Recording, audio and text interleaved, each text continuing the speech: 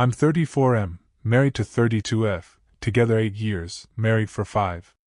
On paper, we look solid, decent jobs, no kids yet, a dog that sheds like it's his calling, and a routine that felt boring but safe. I always thought the boring part meant stable. Turns out it just meant I wasn't looking closely enough. My wife has always been, a lot. Charismatic, sharp-tongued, fearless in a way I admired early on. She's the type who can talk her way out of a parking ticket and then brag about it at dinner. Brash, impulsive, allergic to embarrassment. I'm more reserved. I open up slowly. When I do, it's because I trust someone completely. The first signs of trouble were small and easy to excuse. She was on her phone constantly, laughing at things she wouldn't explain. She started narrating our lives like it was stand-up comedy, telling exaggerated stories about our arguments to friends while I sat there, shrinking. When I asked her to keep some things private, she'd roll her eyes and say, "Relax, no one knows it's you." I believed her. I believed a lot of things back then. At the time, I thought this was just a rough patch, stress, boredom, whatever married people go through. I had no idea she wasn't just talking about our life. She was publishing it. The weirdness escalated fast, like someone hit a fast-forward button when I wasn't looking. One night she came home buzzing, dropped her bag, kissed me on the cheek, and immediately opened her laptop at the kitchen table. Didn't ask about my day. Didn't even take her shoes off. Just started typing like her life depended on it. When I walked past, she snapped the screen shut so hard it made the dog jump. "Work thing," she said, already defensive. That should have been my first real alarm bell. My wife lies easily, but she usually decorates the lie. This one was barebones, rushed, sloppy. Over the next few weeks, she started treating moments between us like content. If I sighed, she smirked. If we argued, she'd go quiet afterward, thumbs flying on her phone. Once, after I told her something deeply personal, something about my childhood I've never told anyone else, she got this strange look. Not concern. Not empathy. More like interest. Like I just handed her a shiny object. 2 days later, she quoted my own words back to me during an argument. Not paraphrased. Quoted. With dramatic flair. I asked her how she remembered it so precisely.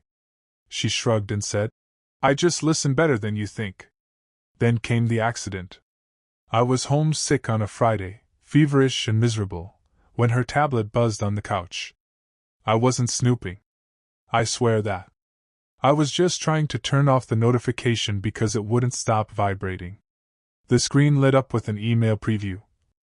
"New comment on your posts. Wow, your husband sounds like a walking red flag." I stared at it longer than I want to admit, my brain lagging like an old computer. "Your husband." My hands started shaking. I clicked it before I could talk myself out of it. That was the moment everything cracked open. The link opened to a blog with a cutesy name and a banner that made my stomach drop. It was her voice immediately, same sarcasm, same punchy tone. Post after post about marriage, emotional labor, and my husband who doesn't even know himself. Except I did know him. Because he was me. Details lined up too perfectly, my job, my habits, even the stupid nickname my dad used when I was a kid. Then I saw it, my secret. The one I told her during a 2 a.m. breakdown, swearing she was the only person who'd ever hear it. She'd turned it into a punchline. Before I could process it, the front door slammed. She was home early, laughing on the phone. I closed the tablet too late. She saw my face and froze. And just like that, the secret wasn't secret anymore. I asked her very calmly, "Why is our life on the internet?" She laughed first. Actually laughed. Said I was being dramatic, that it was anonymous, and basically fiction. When I pointed out my exact words, my trauma, my name blurred but obvious, she switched tactics fast. She cried. Then got angry. Then said I should be grateful people related to her writing. Claimed she never used my real name, so it wasn't a betrayal. When I asked her to take it down, she said I was trying to silence her. Then her phone buzzed. She glanced at it, smiled, and said, "This post is doing really well." That's when I realized the argument was already over to her. Something in me just went quiet after that. I didn't yell. I didn't throw anything. I went into the bathroom and locked the door like a child. Sat on the floor, shaking, rereading the post in my head. Thousands of strangers dissecting my worst moments, while she refreshed stats in the living room.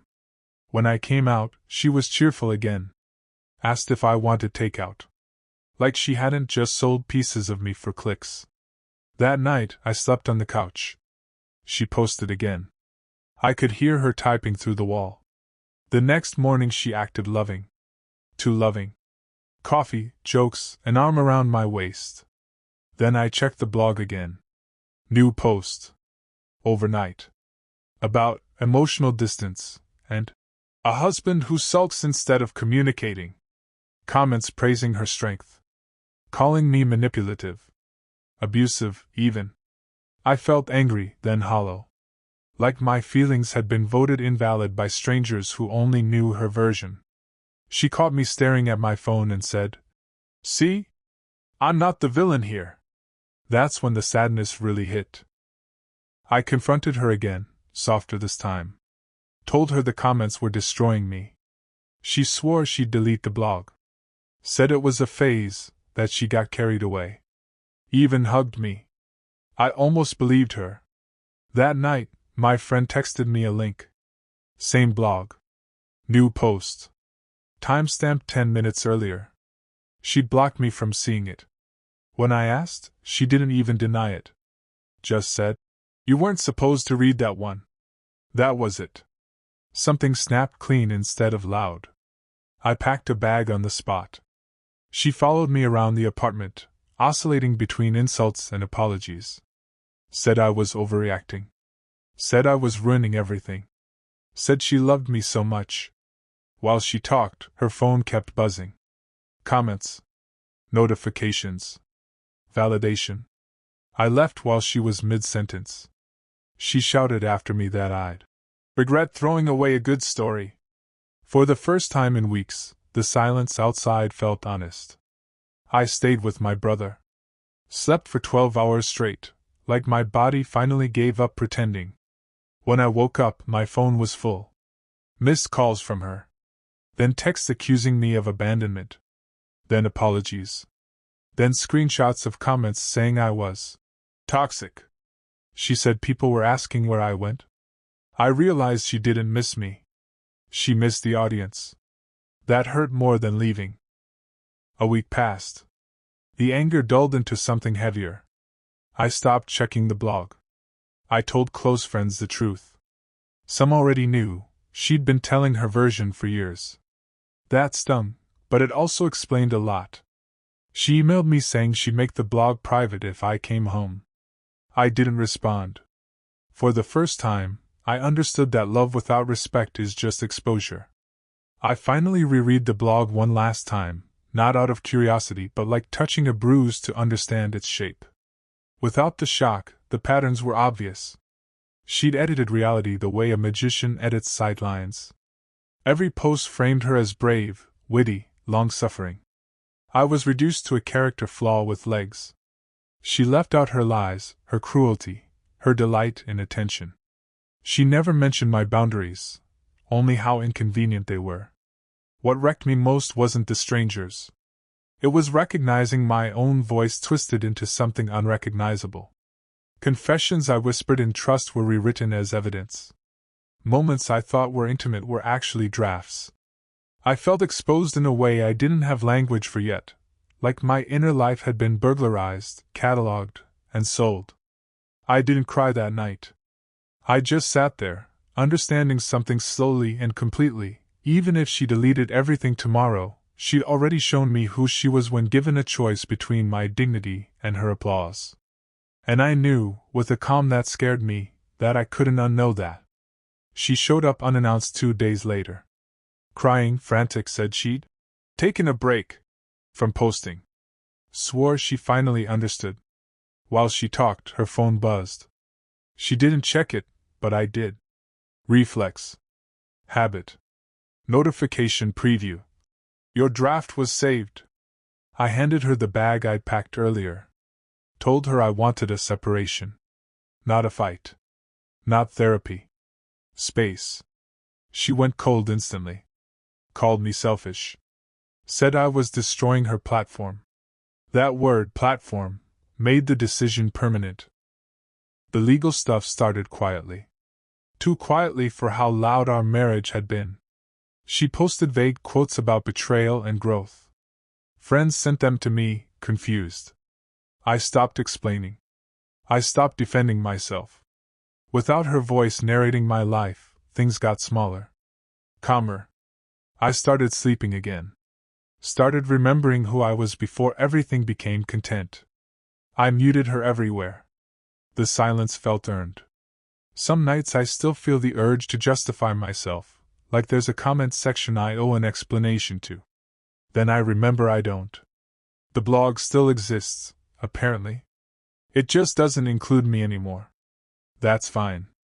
I was never meant to survive in a place that fed on exposure. I'm not healed. But I'm intact. That feels like enough for now. What I learned is simple and ugly. Privacy is a form of love. If someone treats your vulnerability like material, they don't see you, they see content. If you're reading this and something feels off, trust that feeling. If your partner laughs when you ask for privacy, that's not confidence. That's contempt. Secrets shared in love should never become leverage. My advice? Guard your inner life. Pay attention to who benefits when you're exposed. And remember, being alone is less painful than being edited into someone else's story.